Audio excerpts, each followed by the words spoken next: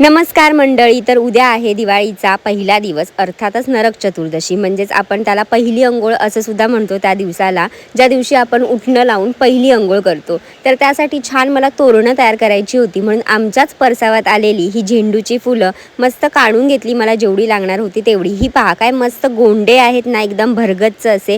आमच्या परसावात एकेरी फुलंसुद्धा आहेत, ती मी देवाला वाहण्यासाठी काढून घेतली. आमच्या परसावात ना 2-3 प्रकारची झेंडूची फुलं आहेत. तर ही केशरी रंगाची होती आणि एका बाजूला पिवळी सुद्धा आहे, तर तीही मी काढून घेतली. आणि हे पहा, हे ना एकेरी फूल आहे, म्हणजे ह्याच्या पाकळ्या ना अशा एकेरी आहेत.